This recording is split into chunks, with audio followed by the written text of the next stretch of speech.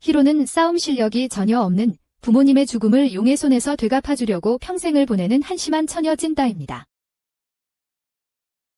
싸움 실력이 없기에 그는 아버지의 강력한 마법 구슬을 이용하여 용을 이 세계로 보내는 방법을 선택합니다. 하지만 그 구슬은 악당 상인의 손에 있습니다. 복수심에 불타는 그는 그 구슬을 되찾아 용에게 벌을 주겠다고 결심합니다. 그 전에 세 개의 왕국이 서로 전쟁을 벌이고 있습니다. 서로를 증오하지만 드래곤 자트이라 불리는 훨씬 더 큰 위협이 그들을 괴롭히자 힘을 합칩니다.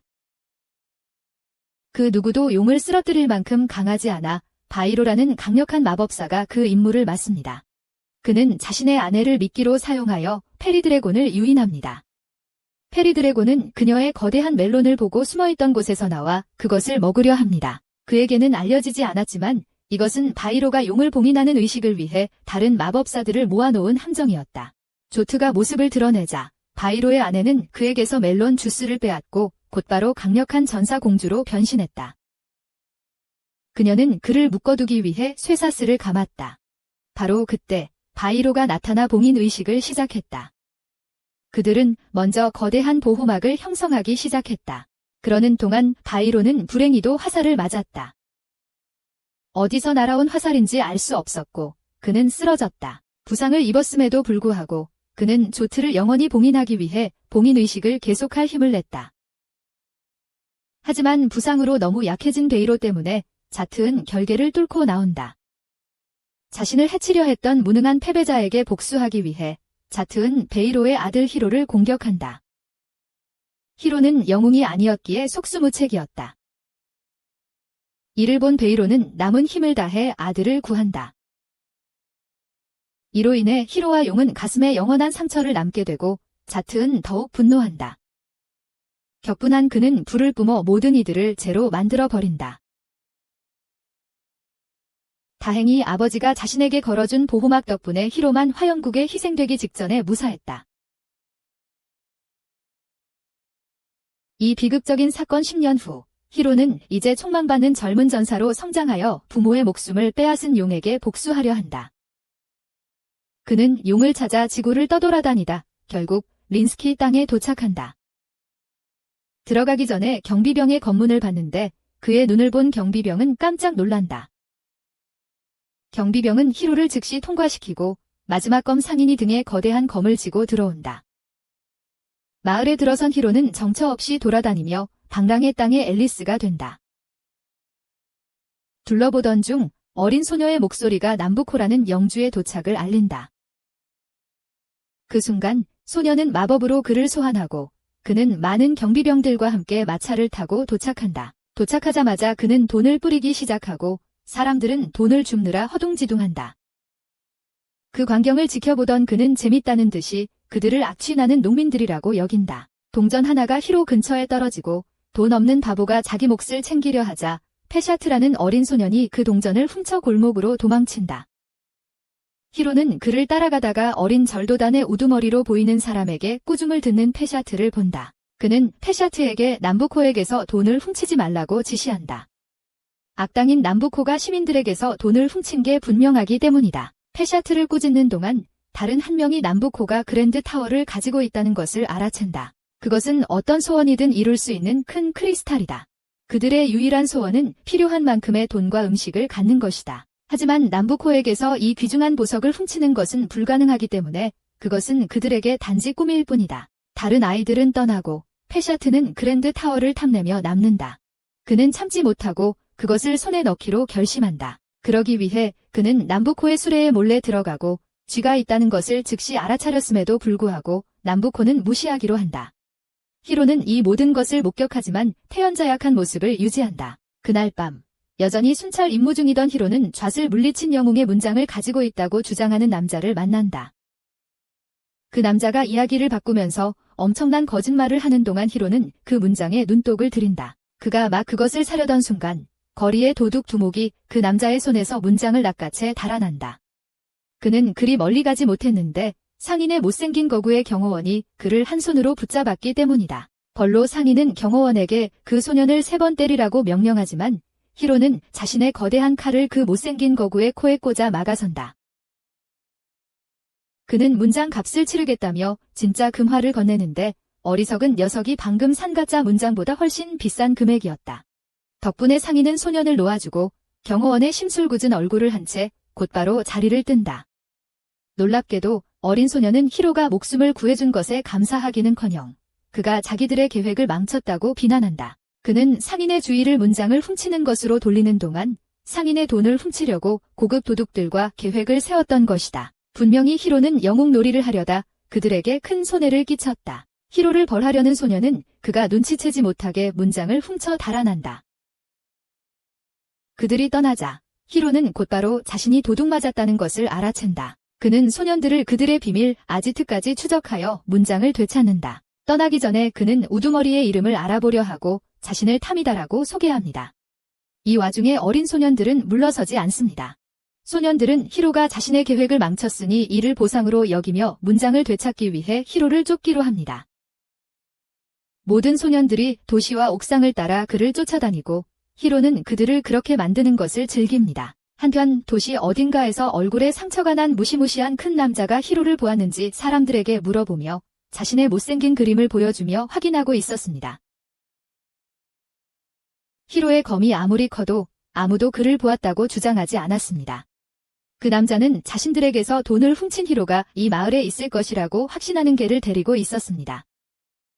그가 문장을 살 돈으로 금화를 어떻게 구했는지 설명이 됩니다. 그날 밤 남부코는 이 지역의 영주를 찾아가 성대한 만찬에 초대받았습니다. 단순한 상인으로 위장했지만 영주에게 마법석을 팔도록 강요하며 그의 본색을 드러냅니다. 남부코의 요구를 들은 영주는 크게 두려워하며 거절합니다. 그는 이 거래가 높은 물가와 밀란으로 이어져 백성들에게 큰 피해를 줄 수 있을까 염려했습니다. 두 사람이 이야기하는 동안 앞서 시끄럽게 굴던 소녀 샤리샤루가 실수로 유리잔을 깨뜨립니다. 이에 화가 난 영주는 그 유리잔이 매우 귀한 것이었다고 말합니다. 그가 더 말하기도 전에 남부코의 경호원들이 검을 뽑아들며 압박을 가합니다. 긴장감이 고조되는 가운데 시끄러운 소녀는 영주가 거래에 응하면 어떤 소원이든 들어주겠다는 그랜드 트로이를 공개합니다. 이 말을 들은 탐욕스러운 바보는 제안에 흔들린다. 하지만 그는 제때 결론을 내리지 못한다. 이 틈을 타 페샤테는 이상한 생물을 이용해 위에서 큰 상금을 낚아챈다. 그가 도망치기 전에 샤리샤루는 마법을 걸어 그와 생물을 모두 땅에 떨어뜨린다. 바로 그때 남부코는 자신의 죄로 인해 처형될 것이라고 말한다. 한편 티미테와 다른 소년들은 페샤테의 형을 듣고 히로의 어리석은 놀이를 완전히 무시한 채 그의 처형장으로 달려간다. 다음 날 페샤테는 도시 광장에 묶여 처형 직전에 놓인다. 그를 지켜보는 티미테와 다른 소년들은 무력하게 그의 관이 어떤 색깔일지 상상하기 시작한다. 그러는 동안 히로는 처형을 막기 위해 나선다. 그 순간 근위병들이 그를 에워싸지만 그는 첫 번째 근위병들을 손쉽게 제압한다. 이를 본 그들은 그가 만만치 않다는 것을 깨닫는다. 샤리샤루가 다가와 번개 마법으로 그를 공격하지만 그는 피한다. 상황이 걷잡을 수 없이 되려는 찰나 이전에 등장했던 거구의 흉터남이 나타나 위기를 막는다. 마무리를 짓기 위해 샤리샤루는 그랜드 트로이를 잡는다. 이를 본 히로는 대담하게 그것이 자신의 아버지 것이라고 주장하며 남부코를 불안하게 만든다. 쓸데없는 소리를 무시하며 그녀는 그랜드 트로이를 사용하여 히로에게 강력한 일격을 가한다. 다행히 히로는 공격을 막아내고 그 충격이 소녀에게 되돌아가 거대한 폭발과 함께 소녀는 시야에서 사라진다. 상황이 더 악화될 수 없을 것 같던 순간 땅속에서 용, 좌시 나타난다. 그의 등장과 함께 히로의 가슴에 있는 문장이 빛난다. 용을 본 히로는 분노한다. 부모의 원수를 갚기 위해 그는 식칼 같은 칼을 들고 용에게 돌진한다. 예상대로 그의 공격은 전혀 효과가 없다. 근접 공격이 용에게 효과가 없자 병사들은 용에게 화살을 퍼붓는다. 놀랍게도 용은 히로를 화살로부터 보호한다. 이것은 놀랍게도 용을 더욱 격분시켰다. 용은 도시 일부를 파괴하고 대부분의 병사들을 때린 후 다시 지하로 들어갔다. 이 모든 것을 지켜본 남부코는 상상을 초월하는 흥분에 휩싸였다. 그는 용의 출현으로 혼란이 야기되어 더 많은 무기를 팔 수 있을 것이라 기뻐했다. 이 모든 혼란 속에서 토미타는 파샤트를 구출했다. 용과의 전투에서 히로는 의식을 잃었다.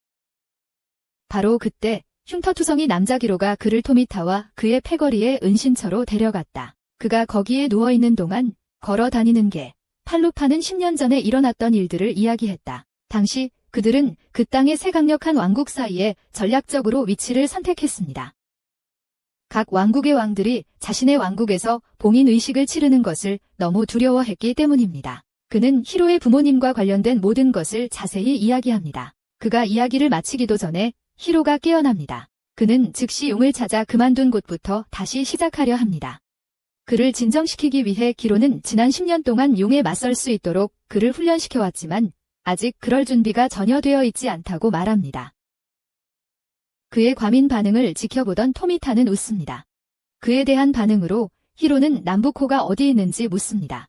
그는 그랜드 트로아를 되찾는 것이 용에게 가는 가장 확실한 방법이라고 믿습니다. 이것을 염두에 두고 그는 남부코를 찾아 나섭니다. 한편 샤리샤루는 과거로 향한 자신의 폭발 이후 의식을 회복합니다. 그녀는 남부코가 자신을 떠난 것에 슬퍼하며 명확성을 얻기 위해 마법 거울로 그와 페이스타임을 합니다. 그가 전화를 받자 그녀는 그가 자신을 버리고 간 것에 대해 그를 비난하지만 그는 전혀 개의치 않습니다. 대신 그는 그녀에게 언젠가 자신에게 돌아오고 싶다면 히로를 찾으라고 지시합니다. 반면에 히로는 배가 고파지고 남부코와 맞섰던 바보들에게 아무도 음식을 팔려고 하지 않아 상황이 더욱 악화됩니다. 게다가 팔루파는 남은 자금을 놓아주려 하지 않습니다. 굶어 죽기 직전 거대한 젖가슴을 가진 고양이 귀소녀 에린이 그들에게 나타난다.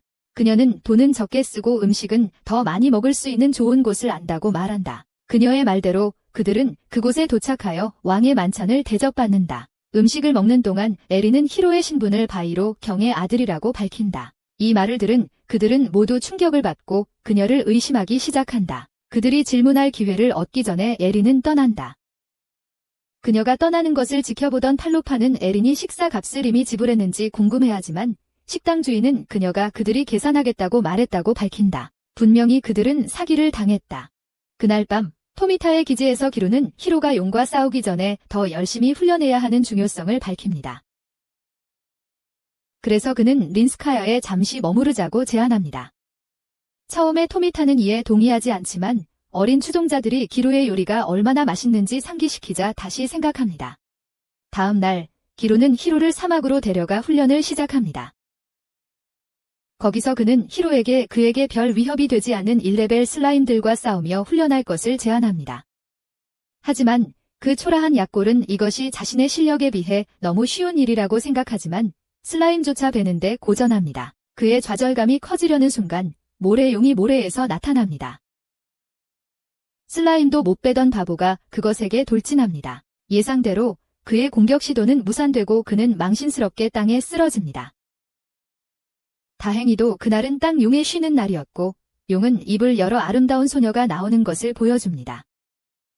히로는 놀랍게도 그 소녀가 자신에게 다가와 가슴에 머리를 기대는 것을 봅니다. 이로 인해 히로는 말문이 막힙니다. 순결한 그의 엉덩이는 이런 경험을 한 적이 없었기 때문입니다. 바로 그때 소녀는 그의 여정에 동행하고 싶다는 뜻을 전하고 히로는 그녀를 계속 바라보며 말없이 그렇게 됩니다. 소녀는 자신을 세라토라고 소개하지만 히로는 거의 무시하고 반해버립니다. 이 모든 일이 일어나는 동안 구루는 자리에 없었습니다. 구루는 세라토를 보자 그녀에게 달려들지만 짝사랑하는 히로가 그를 막아섭니다. 돌아서서 보니 세라토는 돌을 주어 조약돌이라고 부르고 있었다. 그 모습에 그들은 아마 정신병원에서 탈출했을 거라고 생각했다. 문제를 피하기 위해 그녀를 내버려두고 사막에서 빠져나오기로 했다. 기지로 돌아와 기로는 아이들을 위해 식사를 준비하고 히로는 창밖을 바라보며 전에 버리고 온 여자친구를 생각했다. 그의 모습을 본 토미타는 그가 정말 사랑에 빠진 것 같다고 말했다. 히로는 짜증을 내면서도 사막에 혼자 남겨진 세라토가 걱정된다는 사실을 부인할 수 없었다. 그 말을 들은 토미타는 그들도 한때 부모에게 버려졌던 경험이 있다고 말했다. 그때 히로의 경우는 부모님이 돌아가셨기 때문에 다르다는 것을 떠올리고 토미타는 그에게 조의를 표했다. 어딘가 도시에서 샤라샤루와 그녀의 병사들은 히로를 계속 찾고 있다. 그들은 여기저기 물어보고 도시 구석구석을 뒤지지만 그의 흔적을 찾지 못한다. 그를 직접 찾는 것이 힘들자 그녀는 마법 거울을 사용하기로 한다.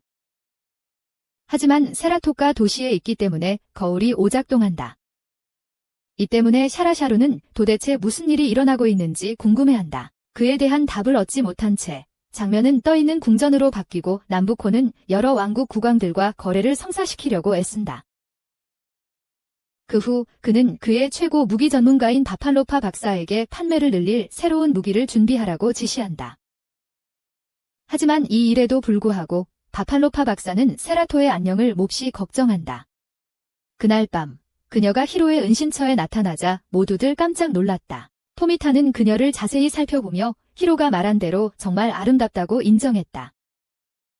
하지만 그녀가 짜증나고 엉뚱한 행동을 보이기 시작하자 토미타는 그녀에게 반한 마음을 잃었다. 그들은 그녀를 돌려보내려 했지만 그녀는 히로에게 어디든 찾아갈 거라고 말하며 히로에게는 마치 작업처럼 들렸다. 새로운 사랑에 빠지기 전에 토미타는 그에게 이세계 드래곤 자트를 찾는 퀘스트를 상기시켰다. 이로 인해 두 아이는 다투게 되고 세라토가 개입하여 히로를 따로 불러 진정시켰다. 다음 날 지로우와 팔로파는 장을 보러 갔지만 돈이 부족해 가지고 있는 것으로만 살아야 했다. 한편 히로는 세라토와 함께 사막으로 돌아가 훈련을 계속했다. 새 여자친구에게 멋진 모습을 보여주려고 그는 험악한 표정을 짓고 슬라임에게 달려듭니다.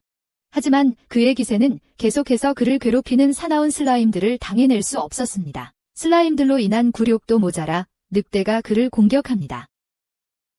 세라토에게 자기가 얼마나 대단한지 보여주려는 애처로운 시도로 그는 늑대에게 돌진하여 공격하려 하지만 늑대는 그를 넝마조각처럼 밀쳐냅니다. 늑대는 세라토를 노리고 이를 본 히로는 분노에 찬 힘을 냅니다. 그는 남은 힘을 다해 늑대를 공격하고 늑대는 기절합니다. 늑대가 쓰러지는 동안 세라토는 눈을 크게 뜬 채 그 자리에 얼어붙습니다. 히로가 그녀에게 손을 대자 그녀는 이상하게도 잠이 들었다고 말합니다. 저 바보는 도대체 그녀에게서 뭘 보는 거지? 그때 그녀는 그의 어깨에 있는 상처를 발견하고 자신의 능력으로 치료해줍니다. 그녀의 힘에 그는 감탄합니다. 한편 히로는 늑대를 금화 한 개에 팝니다.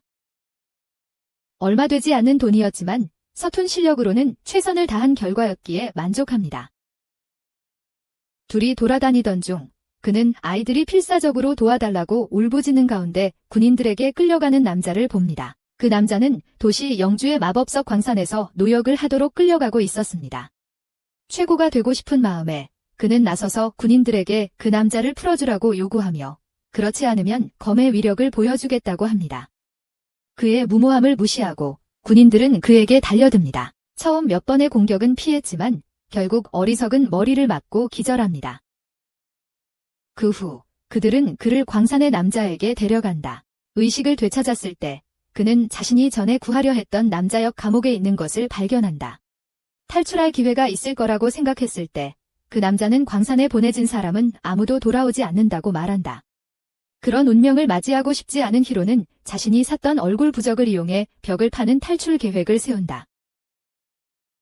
그가 다른 사람들에게 이 계획을 알리자 그들은 자신들이 망했다는 것을 깨닫는다. 한편 쉐레샤루는 자신의 마법 거울이 고장 났다는 사실에 낙담한다.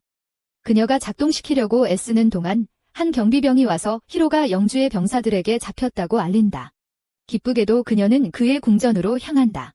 한편 지로와 다른 이들은 히로가 잡혔다는 사실을 알고 그를 구하러 나섭니다.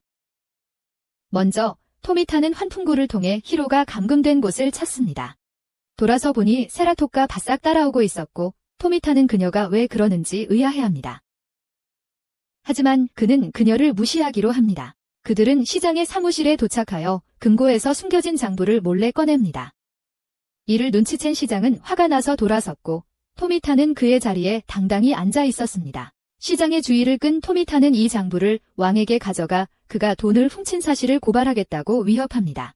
그는 히로와 다른 감금된 남자들을 석방하면 장부를 돌려주겠다고 제안합니다. 불행히도 그들에게는 영주가 그들을 예상하고 매복을 설치해 놓았습니다. 밝은 면을 보자면 영주만이 계략을 가지고 있던 것은 아니었습니다. 그들이 그들을 데려가려는 순간 지루와 펠로파가 창문으로 날아들어옵니다.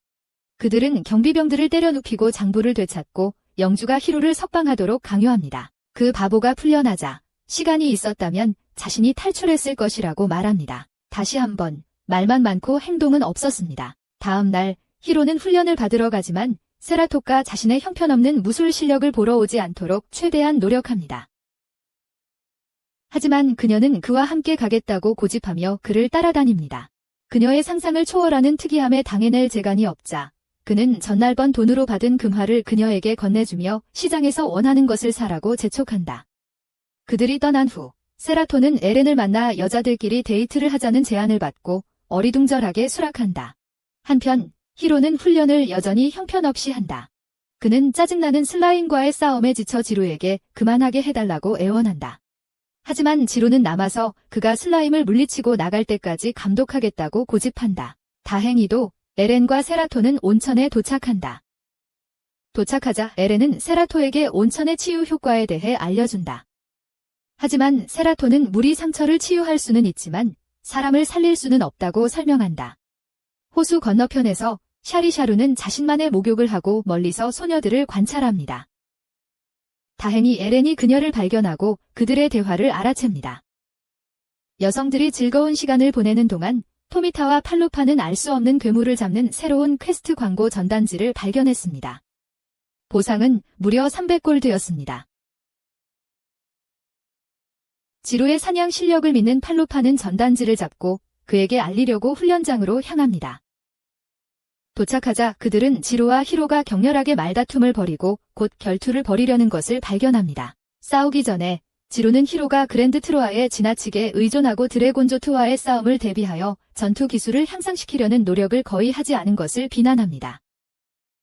그는 심지어 마법사 100명이 그의 부모님과 합쳐도 그 용을 이길 수 없었던 것을 히로에게 상기시킵니다. 지루가 자신의 부모님을 언급하자 히로는 매우 화가 나서 그에게 달려들지만 지루의 검에 순식간에 쓰러집니다. 그때 팔로파와 토미타가 현장에 도착하여 피를 많이 흘리고 있는 히로를 발견합니다. 그들은 히로를 치유의 샘으로 데려가자고 제안하고 지루가 그를 없습니다. 거기에 감으로써 그들은 두 가지 목표를 달성하고자 합니다. 현상금이 걸린 괴물을 처치하고 히로를 치료하는 것입니다. 가는 길에 남부코의 경비병들이 매복하여 그들을 기다리고 있었습니다. 그들은 그들을 그곳으로 유인하기 위해 치유의 샘 괴물에 대한 허위 현상금을 걸었습니다. 하지만 공격 명령을 받지 못했기 때문에 공격하지 않기로 했습니다. 한편 시레샤루는 여자아이들과 합류하여 그들이 히로와 친구인지 알아보기 위해 정보를 얻으려 합니다. 이를 눈치챈 에렌은 세라토가 자신이 히로를 알고 있다는 사실을 밝히는 것을 최대한 막으려고 애쓴다. 다행히 성공했고 시레샤루는 아무런 의심도 하지 않는다. 잠시 후 지루와 다른 이들이 치유의 샘에 도착하고 히로는 그곳에 놓인다. 기적적으로 그의 상처는 치유되기 시작하고 결국 의식을 되찾는다. 그동안 쉐레샤루는 그들을 발견하고 병사들에게 준비하라고 명령한다. 그들은 가짜 현상금에 있는 거대한 문어를 깨우고 문어는 그들에게 분노를 터뜨린다. 문어는 세라토를 감싸고 겁쟁이 에렌은 현장에서 도망친다. 이 싸움에 개입하지 않고 괴물은 쉐레샤루도 감싸고 작은 찐빵은 자신이 어떻게 이런 상황에 처하게 되었는지 궁금해한다. 끊임없는 잔소리에 지쳐 그녀는 날개 없이 날아오른다. 다른 사람들은 모두 숨는 동안 지루는 칼을 들고 돌진하여 괴물을 조각내고 모두를 구한다. 모두가 안전해지자 히로는 세라토를 찾을 수 없다. 둘러보다가 호숫가에서 그녀를 발견하고 물에서 꺼내려고 달려간다. 그러고는 그녀를 껴안는데 다른 사람들은 어색해하며 뒤돌아서 그들에게 프라이버시를 준다. 한편 그들은 괴물 현상금이 사기였다는 것을 여전히 모른다. 이 거래로 부자가 될 것이라고 확신하며 그들은 괴물을 길드에 가져가 현상금을 청구하려 하지만 그 모든 것이 히로를 잡기 위한 쉐레샤루의 사기극이었다는 것을 알게 된다. 좋은 점은 그들은 괴물의 신체 부위를 괴물의 고기를 매우 맛있다고 생각하는 부유한 귀족들에게 판매한다. 번 돈으로 히로에게 갑옷을 사줄 계획이었지만 그 바보는 자신에게 너무 무거울 정도로 비싼 갑옷에 눈독을 들이고 있었다. 결국 그의 서툰 실력에 맞는 값싼 갑옷을 사게 되었다. 다음 날 아침 그들은 린스켄자를 떠날 준비를 하고 소년들은 요리사가 떠나는 것에 슬퍼했다. 그것만으로도 슬픈데 토미타가 히로의 여정에 동행하겠다는 뜻을 밝히며 모두를 놀라게 했다. 친구들의 만류에도 불구하고 토미타는 히로와 함께 가겠다고 고집하며 그랜드 트로아를 타고 고통스러운 삶에서 벗어나겠다고 결심했다. 그들이 도시를 나서는 길에 에렌을 만났고 에렌은 전날 괴물 사건의 배후가 샤라샤루였다고 알려주었다. 그녀는 그들의 파티에 합류하고 싶다는 뜻을 털어놓았다. 처음에는 거절했지만 그녀는 넘부코의 정확한 위치로 이어지는 지도를 제공하며 자신을 받아들인다면 지도를 주겠다고 제안했다. 잠시도 생각하지 않고 그녀의 매력적인 풍선들을 고려하여 히로는 그녀가 함께하게 해줍니다. 그 후 그는 자신이 감당할 수 없는 파티의 리더 역할을 맡습니다. 가는 길에 그들은 거대한 새라는 강력한 적을 만납니다. 전투 경험이 없는 팔루파, 토미타, 그리고 여자아이들은 돌 뒤에 숨습니다. 반면에 히로는 최고인 척 새를 공격하려 합니다. 하지만 새는 그에게 혹독한 교훈을 가르쳐 줍니다. 히로는 거의 새의 먹이가 될 뻔했지만 기루가 다시 한번 그의 무능함을 구해줍니다. 이 때문에 새는 날아가 버립니다. 위험성을 인지한 기루는 새의 공격으로부터 안전하게 지내기 위해 숲속에 야영할 것을 제안한다. 그날 저녁, 모닥불 주위에 모인 자리에서 세라토는 불안해 보인다. 이를 눈치챈 히로는 혼자 계곡에 있는 그녀에게 다가간다. 한편 궁궐에서는 눈부코가 새로운 고객들에게 자신의 무기를 선보이며 최신 무기를 공개한다. 무기에 감탄한 고객들은 거래를 성사시키기 위해 마법석을 건넨다. 그때 시리샤루가 히로를 잡지 못했다는 사실을 보고한다. 눈부코가 그들을 공격했던 큰 새를 보여주자 그녀의 표정이 급변한다. 그는 그 새의 이름이 호크아이라고 말하며 그녀는 놀라워한다. 애교로 실패를 감추려 한다. 하지만 그는 히로를 찾아오라고 엄하게 명령하며 실패하면 버리겠다고 위협한다. 그 일을 돕기 위해 호크아이 하나를 주겠다고 약속한다. 사막에서 히로와 다른 이들이 더 깊숙이 들어가는 동안 시리샤루의 호크아이는 그들의 정확한 위치를 파악하기 위해 상공을 비행한다. 이를 파악한 시리샤루와 그녀의 병사들은 그들을 기습 공격하기 위해 도착한다. 그녀는 거대한 골렘 3개를 소환하여 그들에게 풀어놓는다. 그 순간 지루는 전투 자세를 취하지만 언제나처럼 어리석은 히로는 그들에게 돌진하여 공격한다. 그가 그녀를 공격하기 전에 시리샤루는 번개로 그를 공격하며 반격한다. 그 바보는 즉시 기절합니다. 지루는 그를 무시하고 병사들과 골렘들에게 돌진하여 하나씩 쓰러뜨립니다. 하지만 히로는 여전히 시리샤루에게 비참하게 약합니다. 시리샤루는 그의 작은 칼을 둘로 부러뜨립니다. 곧 위험에 처할 것을 깨달은 팔루파는 마법을 사용하여 무무라는 마법 토끼 소녀를 소환합니다. 그는 동전 몇 개로 그녀에게 뇌물을 주고 지루와 히로가 적과 싸우는 동안 나머지 동전들을 가슴에 숨겨달라고 부탁합니다. 잠시 후 히로는 시리샤루의 부하들에게 포위되어 거의 패배를 인정하려던 순간 지루가 돌진해옵니다. 그를 보며 시리샤루는 고통의 장벽으로 그를 가둡니다. 지루가 고통스러워하며 울부짖자 히로가 남부코에게 굴복하지 않으면 이 세계로 보내겠다고 위협한다. 그것은 절대 불가능한 일이었고 지루가 자신 때문에 겪는 고통을 생각하니 히로는 분노에 끌어올랐다. 그로 인해 그는 사자의 힘과 능력을 가진 괴물로 변신한다. 단숨에 모든 병사들을 쓸어버리자 시리샤루는 경악을 금치 못했다. 그가 시리샤루에게 다가가기 전에 그녀는 즉시 사라진다. 하지만 그녀에게 다가가기도 전에 그의 힘이 약해지고 그는 의식을 잃고 쓰러진다. 히로가 눈을 뜨자 그는 남부코의 경비병들에게 둘러싸여 남부코 자신과 마주하고 있었다. 비참한 전사였던 그는 아무것도 할 수 없었고 수치심에 굴복하여 무릎을 꿇었다. 그때 무무가 다시 나타나 팔루파와 다른 이들을 토해냅니다. 그들은 지루를 찾지만 히로의 흔적은 어디에도 없습니다. 그가 마지막으로 목격된 장소에 도착하자 그들은 세리샤루 병사들의 수많은 시체를 보고 경악합니다. 이로 인해 그들은 히로가 정말로 혼자서 이 일을 해내는지 의문을 품습니다. 한편 남부코는 히로를 데리고 귀족 여성을 만나 거래를 합니다.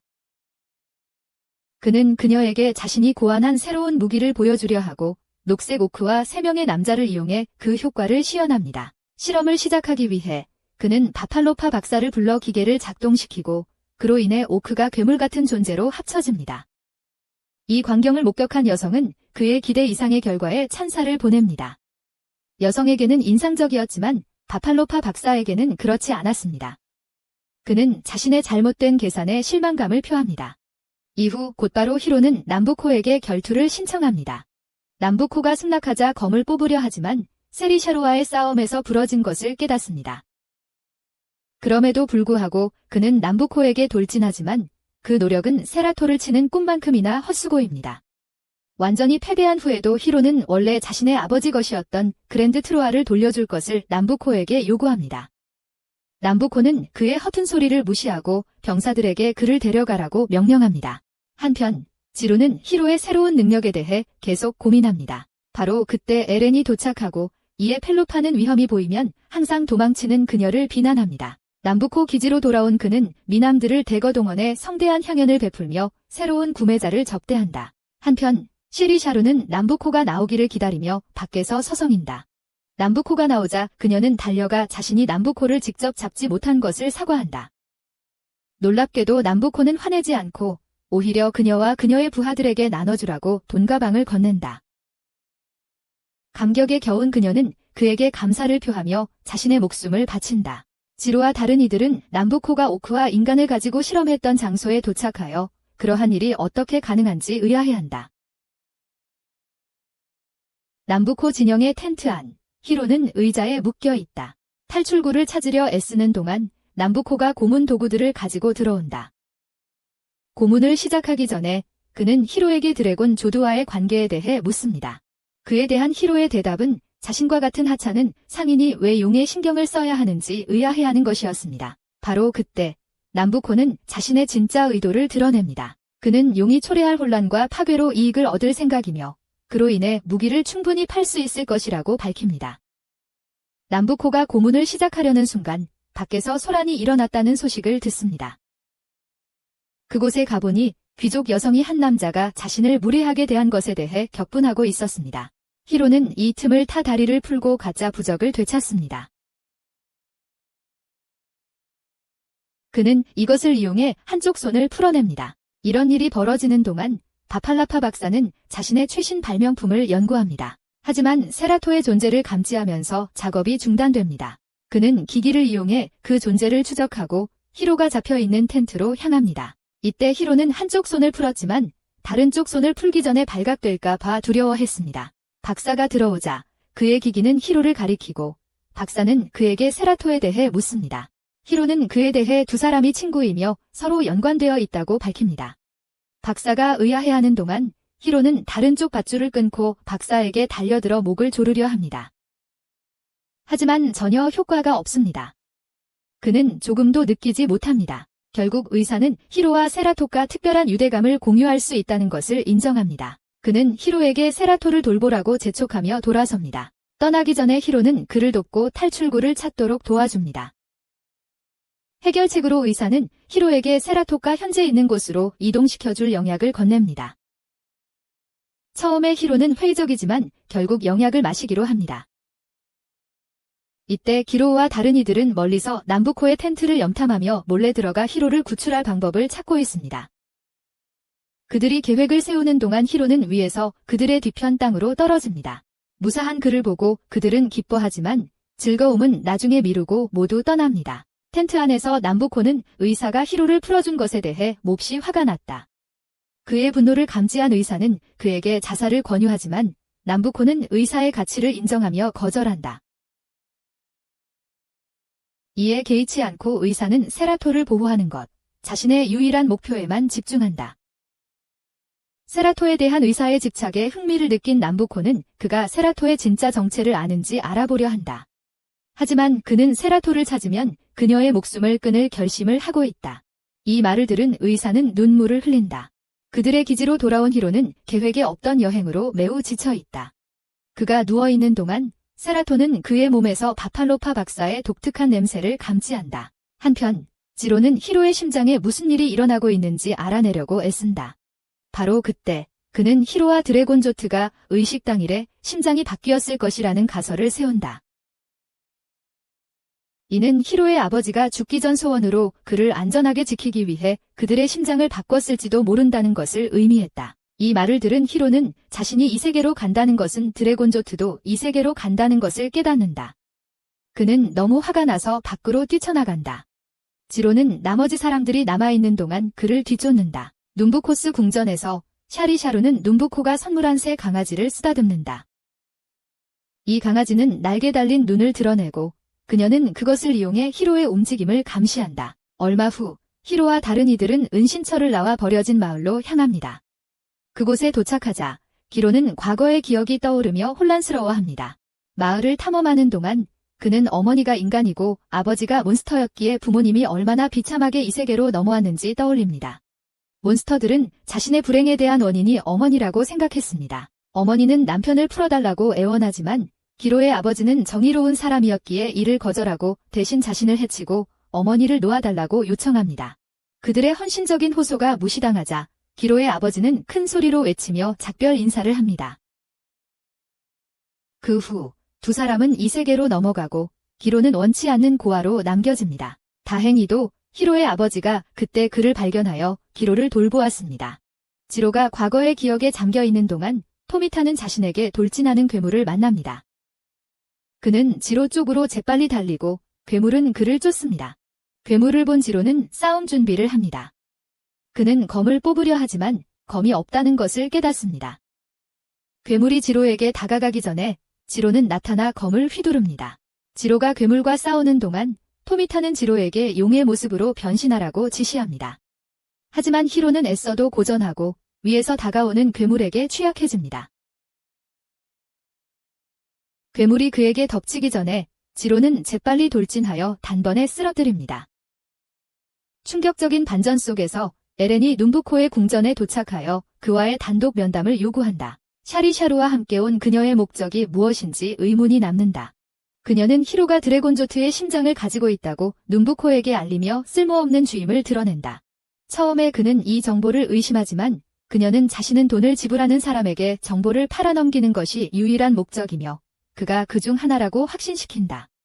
그녀의 말을 믿은 눈부코는 그녀에게 값비싼 물건을 지불로 건넨다. 그 후 그는 샤리샤루를 소환하여 히로를 이 세계로 보낼 것을 명령한다. 한편 히로와 그의 일행은 새로운 마을에 도착한다. 거기서 그는 새 검을 얻고 싶다는 뜻을 밝히지만 펠루파는 그들의 재정 상태가 좋지 않다고 일깨워준다. 그래도 그들은 가게에 가서 지로가 전보다 조금 더 큰 검을 삽니다.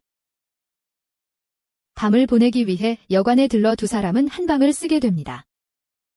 자정, 괴물 같은 그림자가 마을에 내려앉으면서 혼란이 벌어집니다. 그것은 마을 사람들을 땅속으로 빨아들여 엄청난 혼란을 일으킵니다. 지로를 거의 빨아들일 때까지 계속 그렇게 합니다.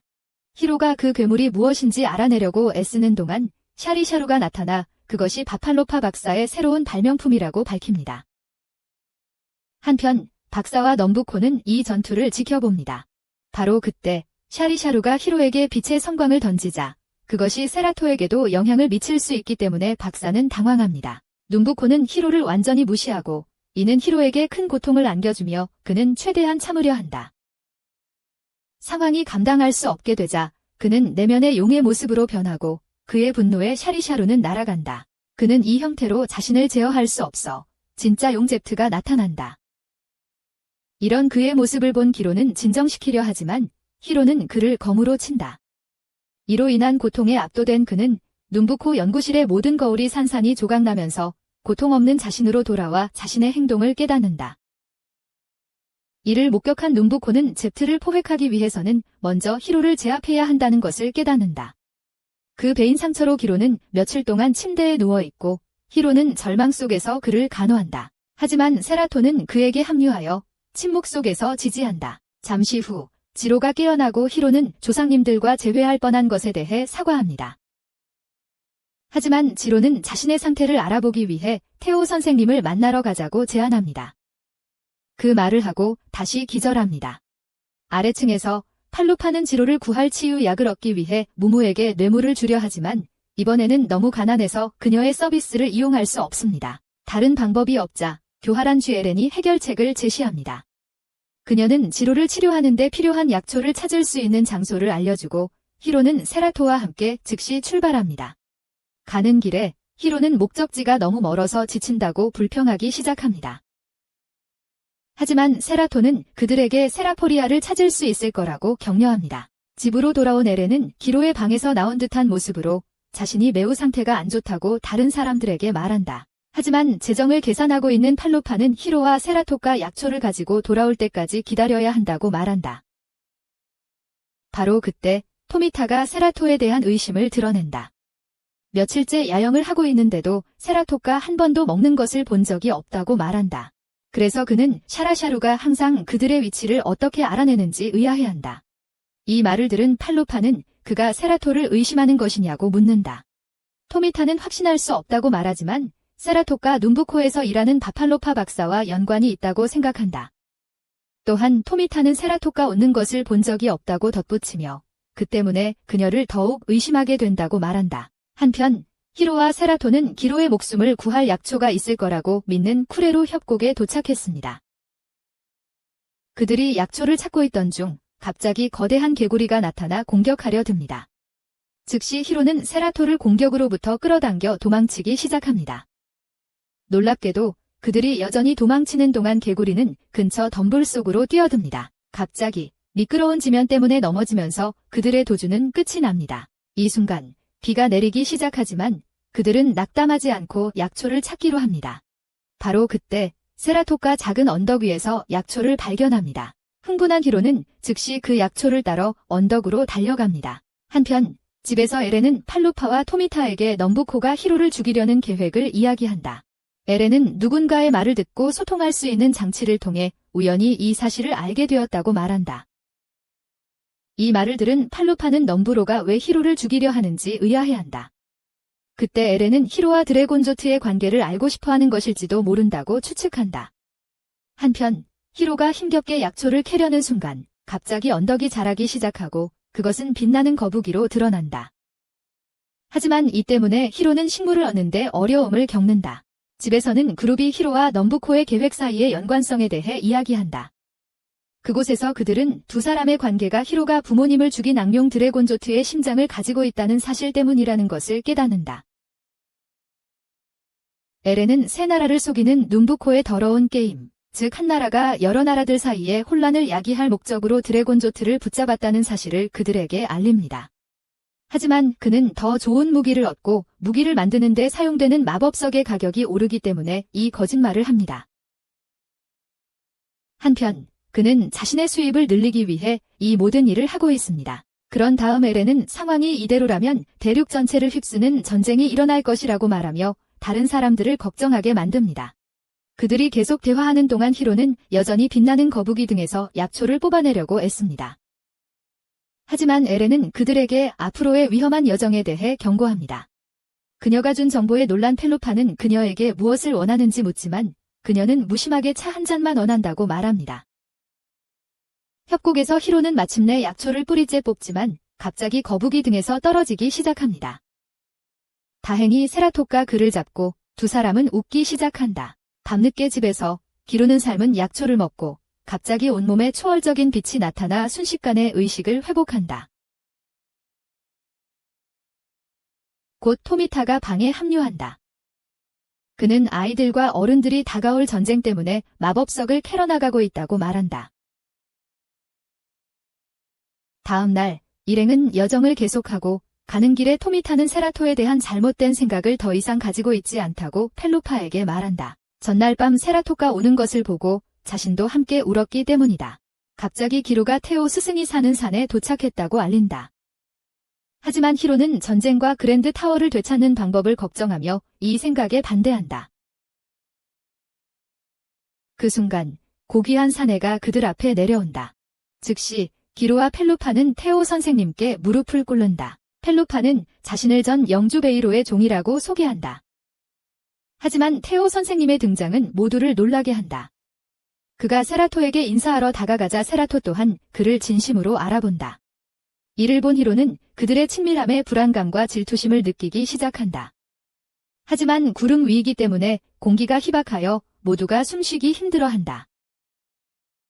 하지만 테오 선생님은 베이로와 펠로파가 자신의 제자였으며 그들과 다른 제자들은 한 번도 숨이 찬 적이 없다고 말한다.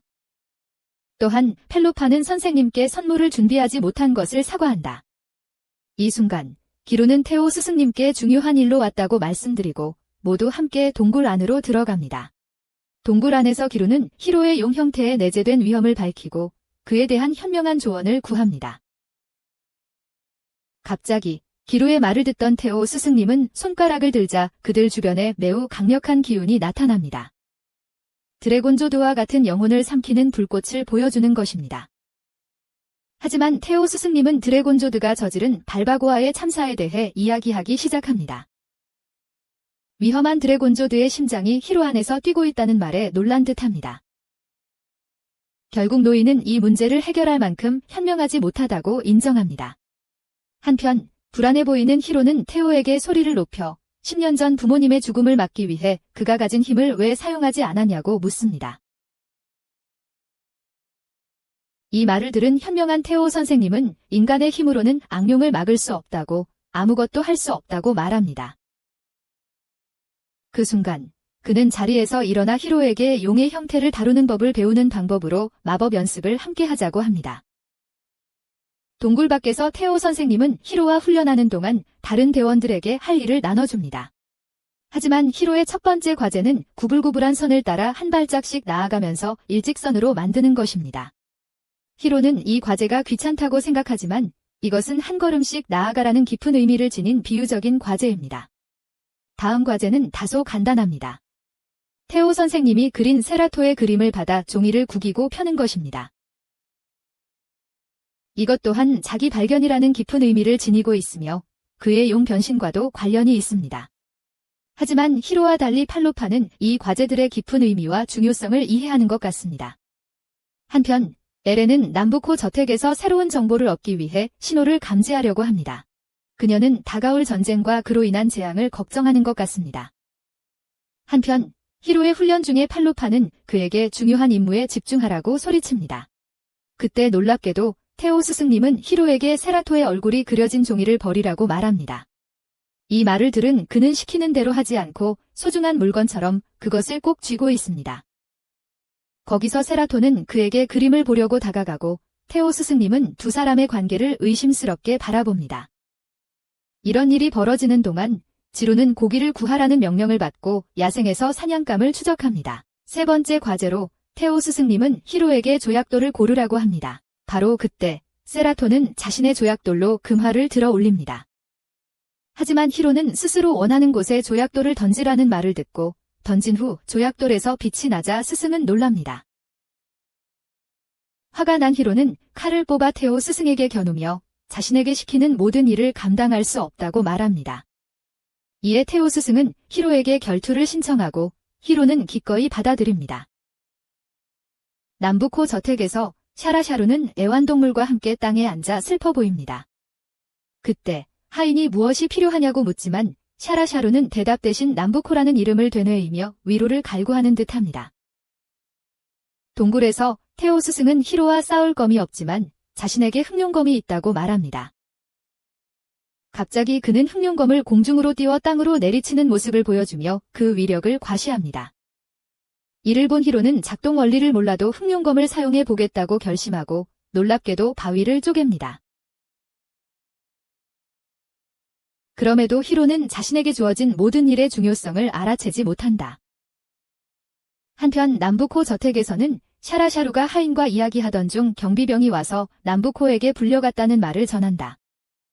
그 말을 듣자 그녀의 얼굴은 갑자기 환해졌고 그는 그를 만나러 급히 달려나간다. 밤의 동굴 안에서 기로는 태호 선생님께 히로에 대해 이야기하며 조언을 구한다. 그곳에서 태호 선생님은 그에게 히로의 성격과 그것이 그의 아버지와 얼마나 닮았는지에 대해 말해준다. 하지만 그는 히로는 검술에는 서툴지도 모르지만 정말 인상적이고 강력한 마법 재능을 가지고 있다고 말한다. 기로는 이를 인정하며 그것이 바로 검술에 있어서 그를 보호하기 위해 그의 곁에 있기로 결심한 이유라고 말한다. 대화의 끝에서 태호 선생님은 기로에게 히로와 세라토는 한 쌍이며 항상 한 쌍으로 있어야 한다는 사실을 알려준다. 저택에서 남부코는 수정기계를 감시하다가 쉐리샤루가 도착합니다. 그곳에서 그는 그녀에게 일거리가 있다고 말하고 그녀와 함께 실험실을 나서는데 한 경비병이 그를 의심스럽게 여깁니다. 다음 날 아침 태호 스승은 히로에게 다리 아래로 머리를 숙이라고 하지만 히로는 더 이상 그런 식으로는 안 되는 것 같고 스승에게 반항합니다. 바로 그때 테오 스승은 그에게 제자리에서 움직이지 않고 고쿠 칼로 자신을 베어보라고 도전하며 성공하면 졸업시켜주겠다고 약속합니다. 갑자기 히로는 그렇게 하고 놀랍게도 테오 스승은 히로가 자신을 베었다며 크게 외칩니다. 마침내 히로는 스승으로부터 졸업하고 여정을 계속하기로 합니다. 한편 그들은 알지 못하지만 히로가 칠 때 테오 스승은 방어 마법 결계를 작동시켰습니다. 여정 중에 그들은 결국 모트 사막에 도착하고 호크아이의 공격을 받지만 지로가 순식간에 제압합니다. 한편 에렌은 호크아이의 공격으로 쓰러져 통신장치를 떨어뜨립니다. 그때 장치에서 목소리가 들려오는데 그것은 다름 아닌 적의 목소리였습니다. 이 사실을 알게 된 모두는 그녀가 그동안 그들 틈에 숨어있던 배신자임을 깨닫습니다. 지로는 그녀를 추궁하고 그녀는 남부코에게 정보를 팔았다고 자백합니다. 하지만 배신에도 불구하고 지로는 그녀를 살려주기로 결정하고 모두 에렌을 남겨둔 채 떠납니다. 떠나면서 그녀는 그들에게 사막의 위험성을 경고하고 나중에 후회하게 될지라도 책임지지 않겠다고 말합니다. 남부코 저택에서 셰리샤루는 경호원의 위험한 결정에 대한 우려를 무시하고 남부코가 원하는 일이라면 무엇이든 하겠다고 말합니다. 바로 그때 그녀는 자신과 사자를 가두는 기계에 들어가고 관에서 빛이 뿜어져 나오는 가운데 둘이 하나의 생명체로 합쳐지기 시작합니다. 한편 밤이 되자 무리는 사막에서 야영하기로 합니다. 그들은 떨면서 사막의 밤이 얼마나 춥게 느껴지는지 이야기합니다. 바로 그때 지루는 그들에게 사막에서 3일 밤을 더 보내야 한다고 말하며 그들의 마음을 무겁게 합니다. 그들은 낮에는 매우 더운 날씨 속에서 밤에는 극심한 추위 속에서 여정을 계속합니다. 그들이 뜨거운 태양 아래 걷는 동안 작은 모래폭풍을 만나 여정이 힘들어지고 결국 무리는 흩어집니다.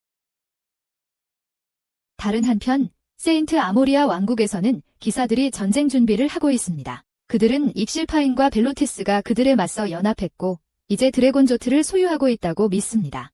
불행히도 사막에서 무리는 물이 다 떨어졌다는 것을 깨닫습니다. 갑자기 펠로파가 모래 구멍에 빠지기 시작하고 그 뒤에 석의 모양의 괴물이 나타납니다. 이를 본 지루는 펠로파에게 모래에 더 깊이 빠지는 것을 막기 위해 움직이지 말라고 경고합니다. 두려움에 펠로파는 기어 나오려 하지만 오히려 괴물에게 더 가까워집니다. 이때 놀랍게도 에렌이 나타나 펠로파에게 구멍으로 로프를 던져줍니다.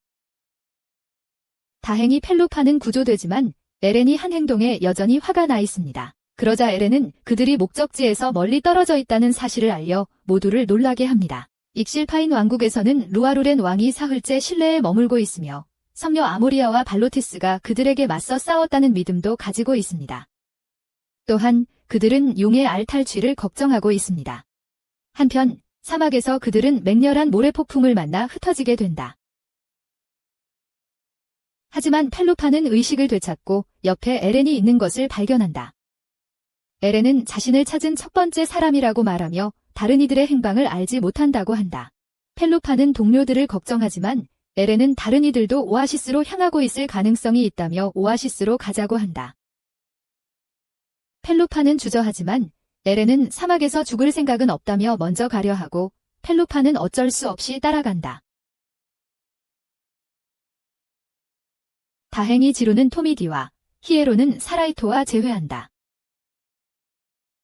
오아시스로 가는 길 펠로파는 피곤하다며 투덜거리지만 에렌이 배낭을 들어주겠다는 제안을 거절하며 에렌을 수다쟁이라고 부른다. 하지만 에렌은 비싼 값을 치르는 사람에게만 정보를 판다고 응수하며 자신을 변호한다. 또한 그녀는 그랜드 트로아를 손에 넣기 위해 남부코와 가까워졌다고 털어놓습니다. 한편 그녀는 모르지만 펠로파는 탈수로 인해 갑자기 의식을 잃을 정도로 매우 지쳐 있습니다. 사막의 밤, 다시 추워졌고 히에로는 추위에 떨고 있는 반면 사라이토는 그가 얼마나 힘들어하는지 걱정하고 있습니다. 다음 날 아침 펠로파와 에렌이 깨어났는데 펠로파는 벌레가 몸에 물방울을 모으는 것을 발견하고 에렌은 그 벌레가 습한 바람을 몸에 쐬고 있다고 설명합니다.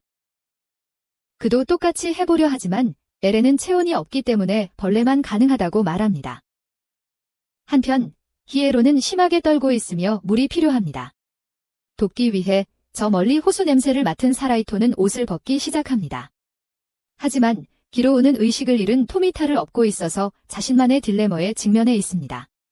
다행히도 그는 저 멀리 에렌과 펠로파를 발견하고 그들에게 합류한다. 사라이토는 자신의 몸에서 떨어지는 물방울을 몇 방울 모아 히에로에게 마시게 한다. 그것은 그에게 어머니를 떠올리게 한다. 그룹도 모르게 하늘 저 멀리 호크아이가 그들의 움직임을 지켜보고 있다. 결국 에렌과 다른 이들은 오아시스에 도착하여 흥분하며 뛰어든다. 다시 살아난 기분이다. 지로는 토미타에게 물을 먹인다. 토미타는 의식을 회복한다. 마른 땅에서 사라이토는 네로가 호수로 가는 길을 걷도록 부축한다. 하지만 그들의 바람은 샤리샤루가 하체 형태로 그들 앞에 나타나면서 좌절된다. 그녀는 갑자기 사라이토를 공격하고 히에로를 납치하여 남부로 저택으로 데려간다. 발바고아에서는 새 왕국이 곧 닥칠 전쟁에 대비하여 대기 중입니다. 하지만 히에로는 의식을 되찾고 자신이 남부코의 저택에 있으며 미친 악당이 바로 앞에 있는 것을 발견합니다. 남부코는 10년 만에 다시 드래곤조트를 소환하려는 의도를 밝힙니다. 이 말을 들은 히에로는 격분하여 그에게 그랜드 트로아를 돌려줄 것을 요구하며 그것이 자신의 아버지의 것이라고 말합니다. 남부코가 자신의 말에 무심하게 반응하는 것을 본 히에로는 분노에 차 검을 뽑아 그에게 돌진하지만 남부코는 손쉽게 공격을 막습니다. 이 순간 히에로는 남부코를 이기는 것이 정말 어려울 것이라는 것을 깨닫습니다. 그 과정에서 남부코는 10년 전 발바고아에서 히에로의 아버지에게 화살을 쏜 사람이 자신이었다고 고백합니다. 진실을 알게 된 히에로는 격렬한 분노에 휩싸여 부모님에게 저지른 짓에 대해 남부코에게 벌을 받게 하겠다고 다짐합니다. 남부노는 히에로의 아버지가 히에로의 심장을 드래곤조트의 심장과 바꿨다는 사실을 전혀 몰랐다고 말했습니다. 그러자 남부코는 드래곤조트가 얼마나 아름다웠고 땅을 파괴하고 삼켜버린 영혼들을 아랑곳하지 않았는지 이야기하기 시작했습니다. 분노와 증오에 찬 히에로가 남부코를 공격하지만 남부코는 다시 그를 제압합니다. 하지만 남부코는 그를 죽일 생각이 없다며 그가 악룡을 부활시키는 열쇠이기 때문이라고 말합니다. 한편 지로와 다른 이들은 히에로와 세라토를 찾습니다. 그때 토미테는 에렌에게 자신의 장치를 사용해서 그들의 위치를 알아낼 수 있는지 시도해보라고 재촉합니다. 다행히도 장치에서 세라토의 목소리가 들려 히에로의 이름을 부릅니다. 하지만 그들은 소리가 나는 곳을 따라가다가 세라토가 마른 나무를 내리쳐 용을 부르는 소리를 내는 것을 발견합니다. 그 순간 그들은 세라토를 향해 위에서 내려오는 용을 봅니다. 용이 세라토를 입으로 삼키자 다른 사람들은 당황합니다. 즉시 지로는 용에게 돌진하지만 세라토가 용의 혀 위에 편안하게 앉아있는 것을 보고 안심합니다. 거기서 그녀는 자신의 용 친구가 그들을 히에로가 있는 곳으로 데려다 줄 것이라고 말합니다. 이것을 보고 팔루파는 처음 세라토를 만났을 때 그녀가 용의 입에서 나왔던 것을 떠올립니다. 하늘에서 그들은 남부코 저택을 향해 갑니다. 하지만 저택에서 남부코는 바파타파 박사에게 준비가 다 되었는지 묻고 그는 걱정하지 말라고 대답합니다. 남부코는 대륙을 정복할 힘을 가질 것이라는 믿음으로 봉인 보물을 자신의 거대 마법 반응로와 합칠 계획입니다. 하지만 바파타파 박사는 그에게 저택의 모든 마법을 희생해야 한다고 말합니다. 이 말을 들은 남부코는 목표 달성을 위해 2개의 저택을 포기할 의향이 있습니다. 남부코의 저택에 가까워지자 세라토는 그들에게 저택에 대해 말하기로 결심합니다. 그녀는 그곳이 한때 기로키아스라는 마왕이 지배했던 곳이며 영웅 다랄바르트에 의해 패배했다고 전해진다고 언급합니다. 파괴되었지만 그 폐허에는 여전히 마법의 힘이 남아있으며 남부코는 현재 그것을 이용하고 있습니다. 갑자기 공중의 용을 향해 화살이 발사되기 시작하여 용이 추락합니다. 하지만 그들은 추락에서 벗어나 어딘가에 숨을 수 있었고 경비병들은 죽은 용을 에워쌌습니다. 그들은 붙잡히기 전에 현재 위치에서 탈출할 방법을 생각하기 시작합니다. 바로 그때 바파타파 박사가 그들을 구합니다. 박사의 연구실에서 그는 세라토의 진짜 정체, 즉 남부코의 명령으로 만들어진 마법 인형임을 밝히고 팔루파는 충격을 받습니다. 게다가 그는 세라토의 탄생이 발바고아에서 일어난 비극과 관련이 있다고 말합니다. 그는 드래곤조트의 상처에서 흘러나온 피로 만든 용의 피 수정을 세라토의 몸에 심어야 했습니다. 그리고 세라토의 아름다움에 대해서는 그는 그녀를 만들면서 아름다움과 친절함에 더 관심을 가졌고 그래서 그녀에게 둘 다 주었습니다. 하지만 그가 남부코에게 세라토를 선보이자 남부코는 그녀의 아름다움을 인정하지 않고 버리라고 합니다. 자신의 걸작을 낭비하지 않기 위해 그는 세라토가 저택에서 탈출하도록 했습니다. 하지만 그들은 거대한 마법 수정방으로 가는 길을 찾다가 그곳에서 남부코를 만나 위기에 처합니다. 그는 우연히 샤라샤루와 히로와 함께 있는데 그들을 인질로 잡고 있습니다. 친구들을 위험에 빠뜨리고 싶지 않은 히로는 저택에서 탈출할 것을 재촉하지만 그들은 대답하지 않습니다. 하지만 자신이 남부코가 원하는 존재임을 알고 히로와 맞바꾸겠다고 제안합니다. 이 말을 들은 남부코는 자신의 계획을 실행하려면 두 사람 모두 필요하다고 밝힙니다. 곧이어 남부코는 히로와 세라토와 함께 발바고아로 순간이동하여 자신의 계획을 보여줍니다. 발바고아에서 갑자기 일식이 드리워지면서 남부코의 계획이 가능해 보입니다. 저택에서 샤라샤루는 최후의 용의 시간이 시작되었으니 남부코는 막을 수 없다고 말합니다. 그곳에서 그녀는 남부코가 지로키아스의 남은 마법을 사용하여 새 나라의 모든 병사들에게 드래곤조트를 주입하려 한다고 말합니다. 이는 그가 악룡보다 더 강력한 괴물을 만들 계획이라는 뜻입니다. 갑자기 저택을 둘러싼 구체가 무너지기 시작하며 사람들을 가둔 채 봉인됩니다. 이 순간 샤라샤루는 자신도 거기서 순간이동할 거라는 믿음으로 구체의 모든 마법을 발바고아에게 보냅니다. 하지만 그녀는 깜짝 놀랍게도 남부코가 저택한 모든 사람들의 영혼이 그의 대계획의 일부가 될 것이라는 공감 없는 메시지를 전달합니다.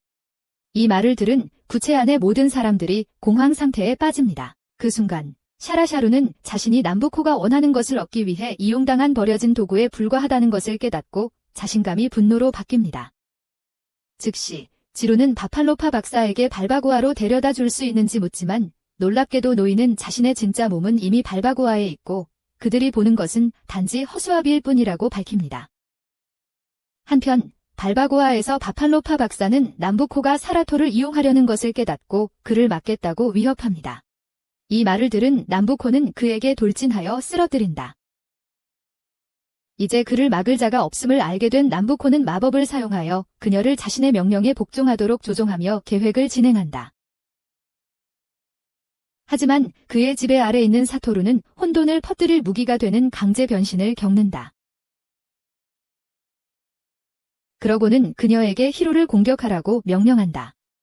그녀가 가져오는 공포가 그의 심장 속 드래곤조트를 뛰게 하여 악룡을 소환할 것이다. 저택이 무너지는 와중에 팔루파는 간절한 마음으로 살아남기 위해 무무에게 도움을 요청한다. 평소처럼 그녀는 엄청난 대가를 요구하고 모두가 가진 것을 털어놓기 시작한다. 하지만 기로는 쉐리샤루를 만나 도움을 받으면 발바고아로 가도록 한다. 곧 구체 밖에서 무무가 마법대포를 발사하여 구체에 구멍을 낸다. 다행히 작전이 성공하고 그룹은 무사히 탈출합니다. 한편 히로는 이미 악룡으로 변신 직전이며 이는 남부코의 암흑 군주 소환 계획의 주요 단계입니다. 세라토에게 당한 모욕에 격분한 히로는 그녀를 공격하기 위해 돌진합니다. 하지만 히로의 공격이 닿기 전에 그룹이 발바고아에 도착하여 두 사람의 싸움을 막으려 합니다. 이를 위해 기로는 두 사람에게 다가가 개입하려 하지만 쉐리샤루에게 공격당합니다. 남부코에게 배신당했음에도 불구하고 바보 같은 여자는 여전히 그에게 충성합니다. 하지만 남부코는 히로와 세라토가 싸우는 모습을 흥미롭게 지켜보며 운명으로 연결된 두 사람의 싸움이 아름답다고 말합니다. 바로 그때 세라토가 히로에게서 벗어나 공격을 가하고 히로는 그녀에게서 떨어져 날아갑니다.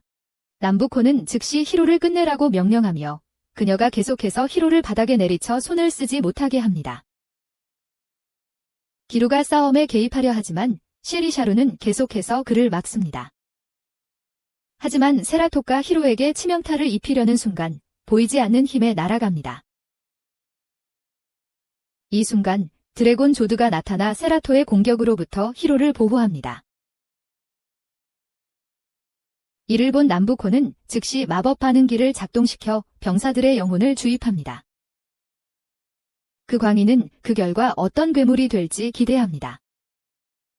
또한 그는 마법 반응기를 이용하여 그랜드 트로아에 단간 조드를 가두고 자신에게 주입하려 합니다. 하지만 주입이 진행되는 동안 단간 조드에서 매우 강력한 압도적인 에너지가 뿜어져 나옵니다. 그러자 남부코는 계획대로 병사들을 사용하는 대신 융합을 위해 에너지 속으로 걸어 들어가기로 합니다. 갑자기 에너지 빛이 사라지고 남부코의 융합된 몸이 드러납니다. 한편 남부코의 행동을 본 부팔로파 박사는 큰 위기에 처했음을 깨닫습니다. 히로는 분노에 차 남부코를 공격하려 하지만 남부코에게 손을 붙잡히고 맙니다. 하지만 이 때문에 히로는 속수무책이 되고 남부코는 공중에서 히로를 계속 공격합니다. 갑자기 히로는 자신에게 아직 해야 할 일이 있다는 격려를 봅니다. 이 순간 히로는 놀랍게도 손을 잡고 있던 마법 아이템을 부수고 바닥에 쓰러집니다. 즉시 히로는 분노에 휩싸여 일어섭니다. 남부코가 가진 힘은 자신의 부모님과 그 힘이 흡수한 생명들의 것이기 때문입니다. 그러자 그는 남부코를 공격하지만 남부코는 그를 제압하고 강력한 일격으로 그를 나가떨어뜨립니다. 위기에 처한 것을 본 에렌은 바팔로파 박사에게 가서 남부코를 막아달라고 간청합니다. 하지만 박사는 그들에게 마력 반응기를 가져와 에너지 공급을 차단해야 한다고 말합니다. 이때 세라토가 의식을 되찾고 히로가 속수무책으로 쓰러져 있는 것을 발견합니다. 남부코는 드래곤조드의 힘을 이용해 최후의 계획을 준비하고 있습니다. 그동안 바팔로파 박사는 타미다와 에렌과 함께 신속하게 움직여 반응기를 장악합니다. 다행히도 그들의 적절한 개입으로 에너지 균형을 파괴하여 남부코의 계획을 무력화시킵니다. 하지만 놀랍게도 남부코는 아무렇지도 않은 듯 반응기 없이도 파괴 계획을 실행할 수 있다고 말합니다. 즉시 광희는 히로에게 엄청난 파괴력을 지닌 영혼 파괴의 불꽃을 소환합니다. 히로가 바닥에 쓰러져 있는 것을 본 세라토가 그를 부릅니다. 하지만 안타깝게도 히로가 고개를 들어 그녀를 쳐다보는 순간 남부코가 그의 눈앞에서 세라토를 살해합니다. 이를 목격한 히로는 슬픔과 분노가 뒤섞인 결연한 의지로 싸울 힘을 냅니다. 그때 남부코가 최후의 일격을 날리려는 순간 히로는 재빨리 그의 팔을 베어냅니다. 그러자 히로는 자신감에 차서 남부코에게 달려들어 그의 심장을 칼로 꿰뚫습니다. 이에 악룡의 몸을 단순한 인간이 꿰뚫었다는 사실에 남부코 자신도 믿을 수 없어 합니다. 하지만 모두의 충격 속에 남부코의 시체에서 드래곤조트가 부활하고 이를 본 히로는 토미테에게 봉인의 보물인 그랜드 트로아를 건네달라고 요청합니다. 그것은 드래곤의 힘을 봉인하는 데 사용되었던 것과 같은 무기입니다. 즉시 그는 보물에서 테오 마스터의 특수검을 소환하여 드래곤조트의 심장을 꿰뚫는다. 갑자기 눈부신 빛이 빛나고 히로의 심장이 드래곤조트의 몸에서 솟아오른다. 승리감에 젖어 히로는 자신의 심장을 되찾고 그 무게를 느끼며 온전한 자신을 되찾는다.